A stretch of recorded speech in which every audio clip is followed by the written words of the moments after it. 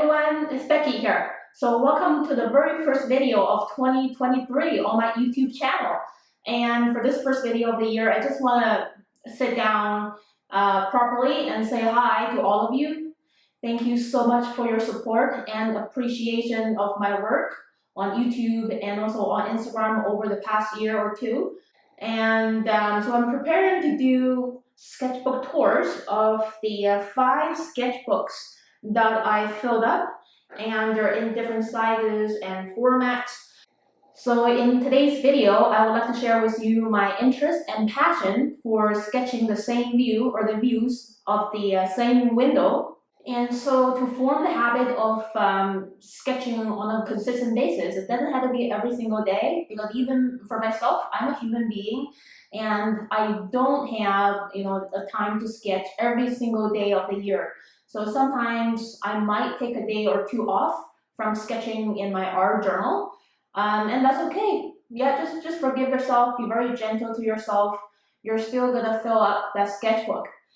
And when you're sketching, it doesn't have to be always a very ambitious full page or even a double page panorama like I do. If you're just beginning, you could just start sketching a very small thing, maybe your cup of tea or a cup of coffee, sitting down quietly in your kitchen. You don't have to go out to a cafe and get so stressed out by sketching that interior view in front of you. That's a huge step if you're just beginning. So just really take one milestone at a time.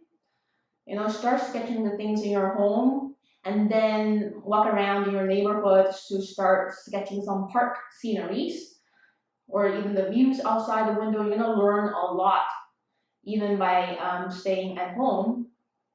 Another suggestion for all of us is to make less excuses for not being able to sketch. I remember someone left me a message here on YouTube, and she was saying, "Oh, okay, it's too dark in my house to start drawing and painting." But I think if it's too dark in your house, then you can turn on the light and sketch under the warm lamplight. I think that's gonna be really fun. You don't have to be sketching in the daylight all the time. And also, she was also telling me that it's too cold to go out to sketch.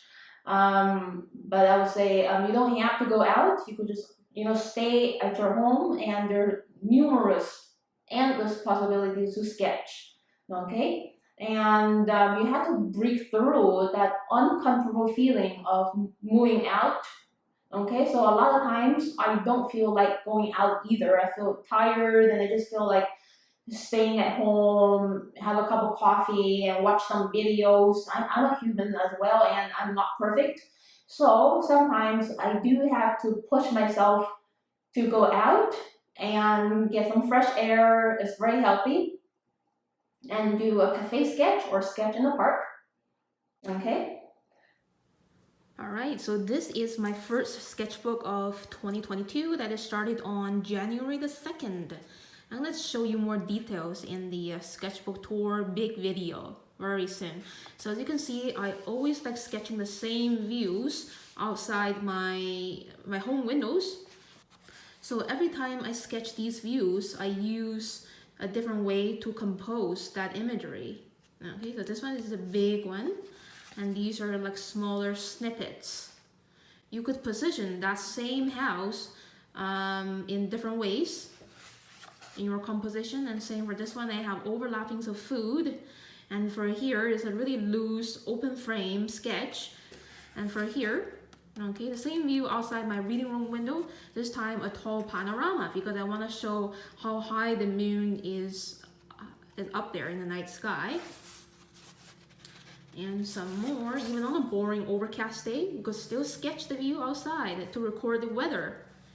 Sometimes when the clouds are really fancy, I like to do a full page sketch. And same for here, okay? So a lot of these window view sketches are of the same view, but I just compose it in different ways of framing, sizes, and placements on the page.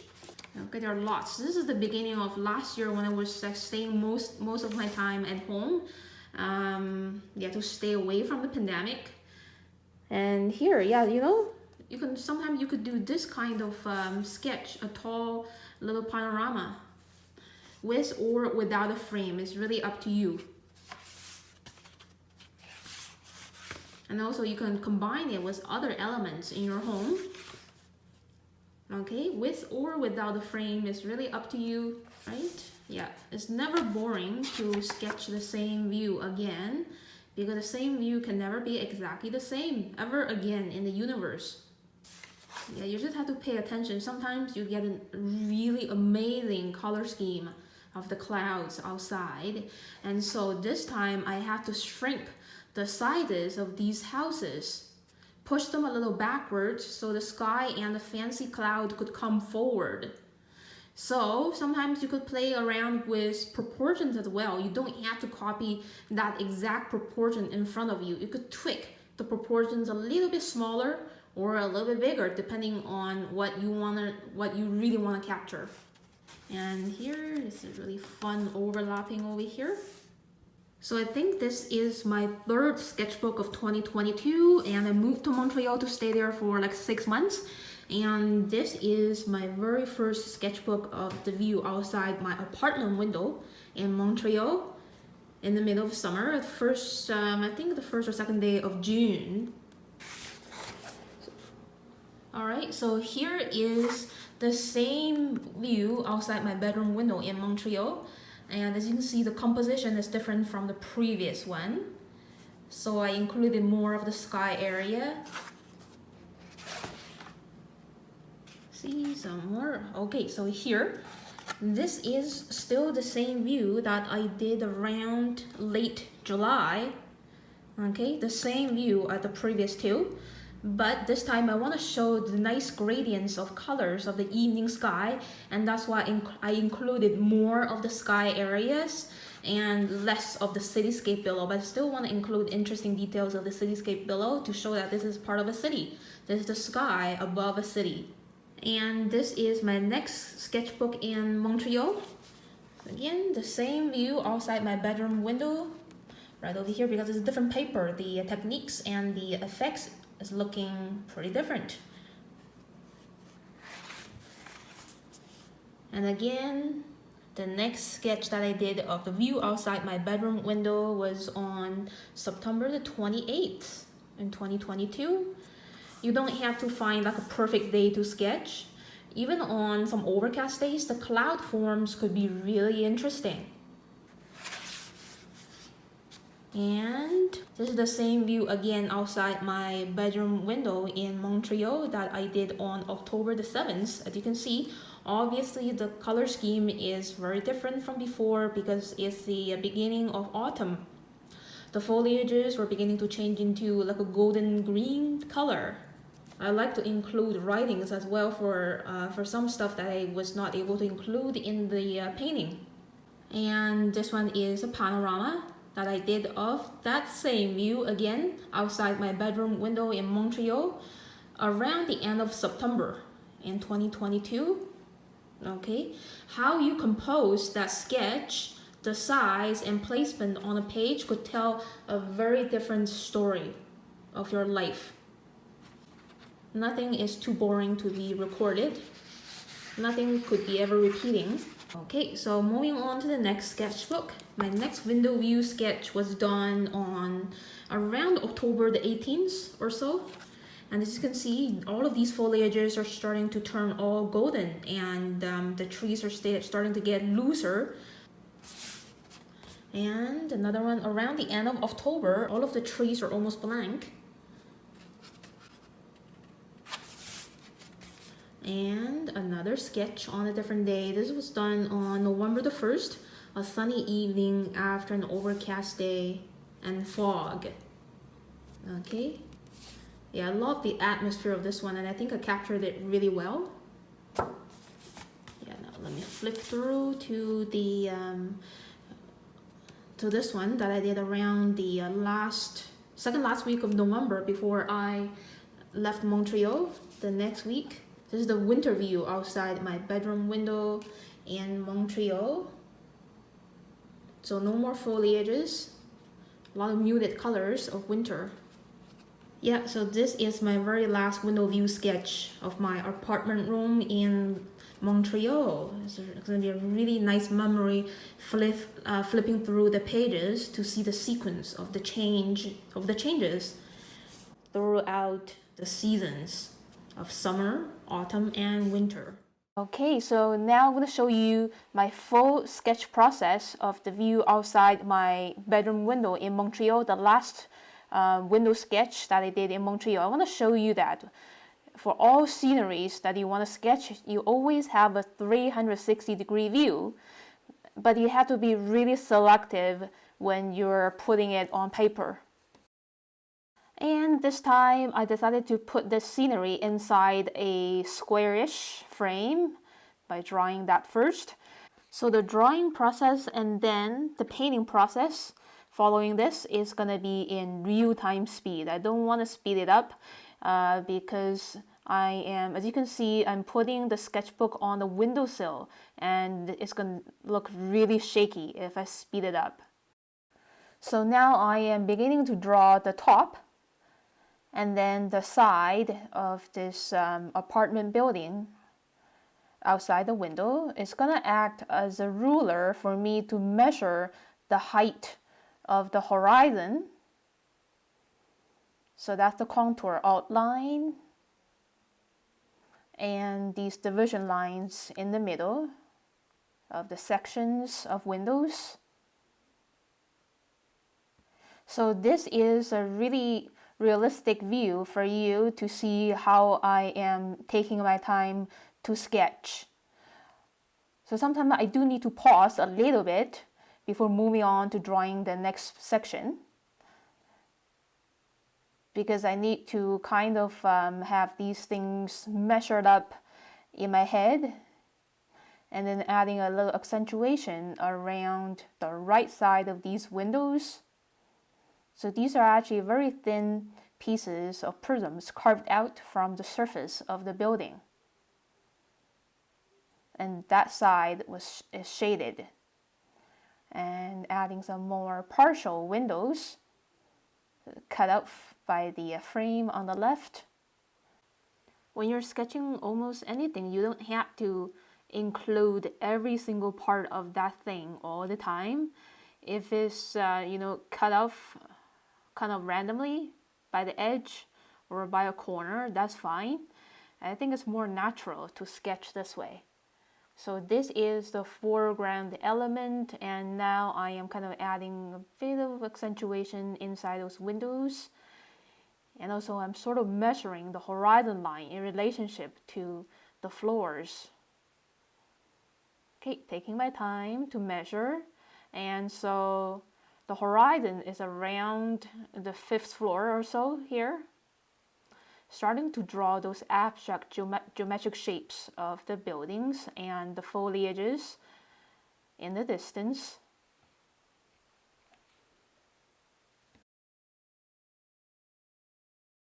So when sketching huge clusters of buildings overlapping on top of one another in front of another, don't be stressed out, just take it easy. So now I am actually barely looking at the paper and see what's coming. And I'm just focusing on the seeing and tracing out the contour outlines of these buildings in slightly different heights. Okay, so I see them as probably like little Lego pieces. Just taking it really easy. I'm not worried about, making them look so much like buildings.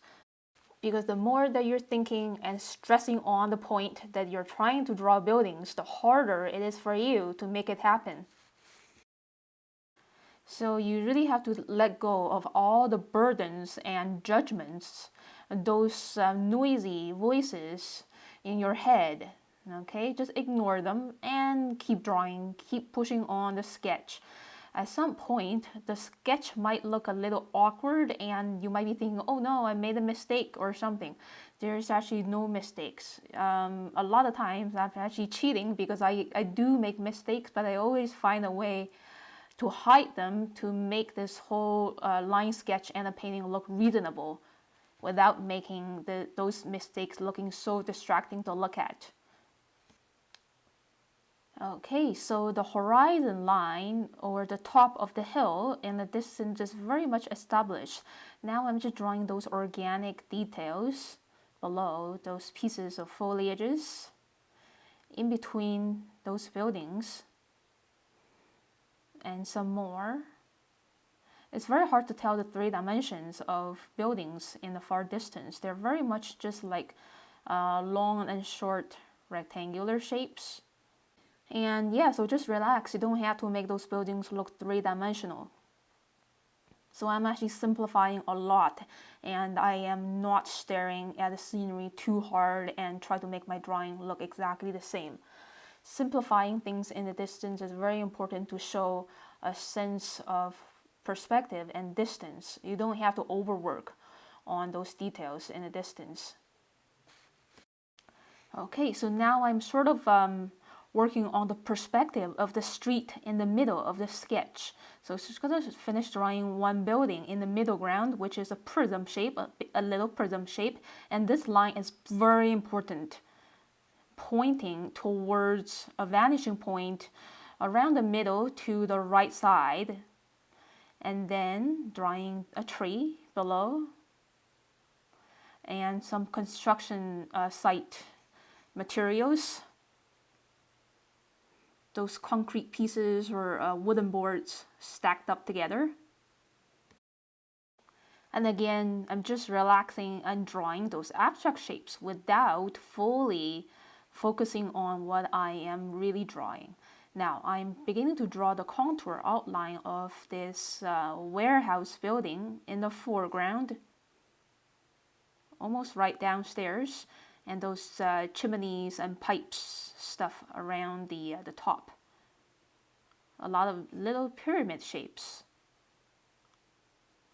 And again, this warehouse building is a very long prism that I can see 2 sides of it, the top and the back of this building. And now I'm starting to draw this actually a canopy around the back door area of this warehouse and some little details. And then a door here. Continue drawing the bottom line of this building. And in front of it, there's actually another building that I could see 2 sides of it, the top and the back. Drawing the border of the top, and there is a large window with bars and another one. Yeah, so these windows, they look mechanically the same. When we're drawing, we don't have to make them look exactly the same. Adding a bit of accentuation. Bits of details here and there. There's actually a bit of foliage. So now I really want you to sort of observe the lines that I drew for these buildings. So those short lines on the side of these prisms are all pointing towards the middle, slightly towards the right, to a vanishing point. We don't need to really know where the vanishing point is, but we do need to know where those important lines are pointing to. And starting to draw the overlapping building around the middle ground. Again, this line on the left and right on top is very important. And then adding some more windows, fill in those windows with solid black ink to give these buildings more inner 3 dimensions. That there is a big space behind those windows. There's an interior. And then keep connecting the shape of the next building in front of it. So as you can see, the top view of those buildings are getting narrower and narrower as it shifts into the middle to the background because of perspective. and those buildings are just getting flatter and flatter going towards the back.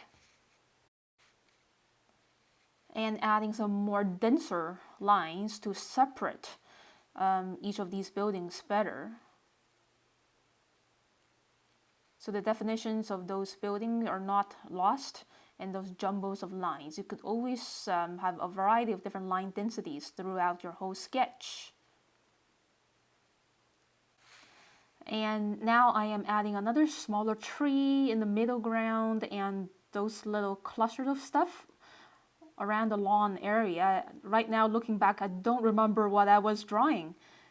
So yeah, so when you're drawing, you don't have to know what you're doing sometimes, and that's okay. And yeah, some more abstract details, probably cars, getting closer to that community center there. And bushes. And when you're drawing, it's okay to have some overlapping lines and shapes. It happens all the time when we're drawing directly with an ink pen. Just keep going. Some more tiny little shapes to show windows of that community center there. Yeah, and the perspective of the street is pretty strong, pointing towards the vanishing point around the middle towards the right. That's very much it for the line work. Now I'm ready to paint watercolors. And I hope this real-time painting process is going to answer your many questions. Alright, so it's always the most ideal to start painting the sky first. So I'm just using my Holbein brand large tip water brush to squeeze the handle a little bit. There's water in the handle area. And so just wetting the sky area with clear water, getting ready for the wet into wet technique. So okay, sky area is all wet, but not too wet. And as you can see, the water was not too much, so the color is slightly controlled, so they're not running around like crazy. This is a really pale, diluted red-orange. This one contains a slightly more red. The patch underneath around the horizon is more of a yellow-orange, very much diluted. And now I am grabbing a bit of sky blue or cerulean blue, mix it with the lime green to get a really nice fresh blue turquoise color, blending it with the clouds around the horizon, switching to my Deserres brand water brush, which is less watery, so it's easier to control these colors. Yeah, so just let the blue blend with the yellow. Because the yellow that I put on, the yellow-orange that I put on was so weak compared to this turquoise blue. This turquoise blue is not changing into a green color because the yellow underneath it is so weak. Just keep adding some more stronger bits of turquoise blue containing slightly less water. So I just switched back to my Holbein brand water brush too, because I want really soft blending with the help of this watery water brush. So I'm just gently dragging the brush tip around and trying to let this two values of turquoise blue blend together. There's probably like more than two values, so very hard to tell, and that's the fun part of painting, that you don't have to know how many values that you created. It's all about the subtleness. And now I am keep observing and letting gravity to pull those colors together in the sky. I just grab a little ultramarine blue and mix it with a bit of royal purple to mix these dark shades for the clouds around the horizon. So I'm trying to dilute that strong gray with this watery Holbein water brush. Yeah, just that you can always dilute colors when you put it a little too strong on paper.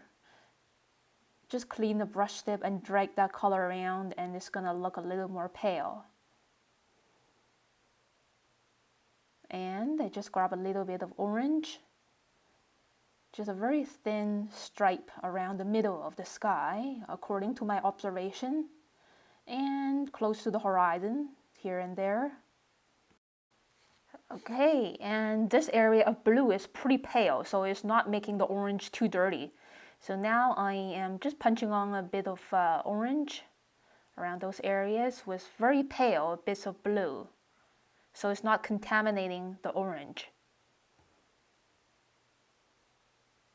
So we could blend pretty much all colors together. You just have to know how to blend them properly without contaminating those colors. So one of the ways to do it is to put a stronger color on top of a really pale color underneath. Another trick is to not over stir. And now I am punching on some stronger bits of bluish gray that I mix with ultramarine blue and a bit of royal purple for these feathery pieces of cloud around the higher part of the sky. Again, this is kind of like wet into wet. These brushstrokes are very soft because these brushstrokes are being kind of dissolved by the moist paint. And some more precise, thinner brushstrokes around the horizon, because clouds around the horizon, they look like almost like lines. And that's the idea of aerial perspective. The clouds that are higher in the sky, they look way larger and thicker compared to those clouds around the middle of the sky and close to the horizon. Okay, the moment when I feel that I captured my impression and the atmosphere of that sky, I just stop. And now it's time to move on to the ground area and also this foreground building. So just wetting those areas with clear water by gently squeezing my water brush. Just spread the water around so there's not a huge pool of water. Grabbing some leftover yellow-orange, the reflective color of the sunset on those windows and also on the foliages and buildings in the distance. A lot of times around the end of a study day, I could see the sunset color really vibrantly reflected onto those buildings and trees around the horizon, and some more stained colors from the heaven. So the color of the sunshine during daytime is usually a really nice mellow yellow, and around the end of the day it could be orange yellow, sometimes red pink, depending on the color scheme of the sunset sky. And I just grab a little bit burnt sienna to paint the hill in autumn in the distance. This is Mount Royal in the distance. And also grabbing a little bit of verdant green and lime green. Put it on around the lawn areas of the cityscape. And also for some of the foliages that I see. And for the bush here as well. Just keeping the painting really loosely. We don't have to paint inside the outlines. There's actually no definite outline for these buildings and trees. Some more orange-brown. So I am mixing and putting on these colors by sensation. And these colors, they're not exactly the same as the real life thing. A lot of times I'm actually trying to exaggerate the beauty of those colors that I see. As you can see so far, I'm using a lot of muted colors because it's winter in Montreal, and I'm trying to be more thoughtful about the colors that I am sensing. Yeah, even the greens are actually a colder kind of green. There's no yellow green in here. And keep seeing and mixing. This is a bit of yellow ochre with some burnt sienna. Yeah, and some more burnt sienna to paint the exterior of this warehouse building. and a bit of leftover gray, bluish gray, diluted to paint this one that has a concrete color.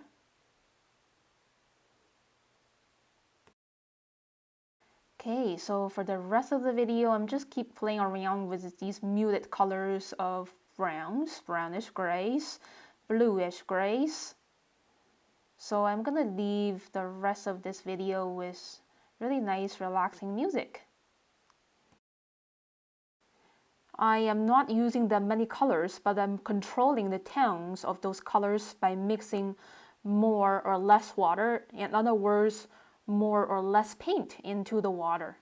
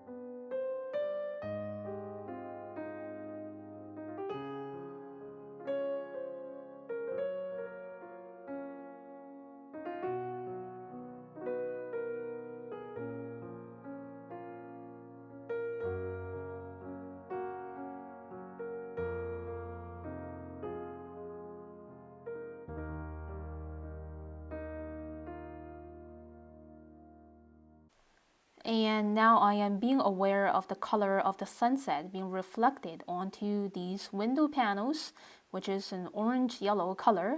So I just punch those colors on. And then a bit of orange-brown diluted for the exterior of this apartment building.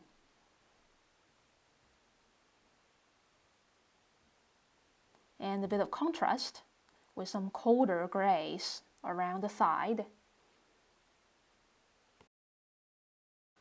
And just grabbing some more blues with a bit of purples mixed in. I feel like in this building it needs more contrast because this is the foreground element. It needs to sort of draw the viewer's attention.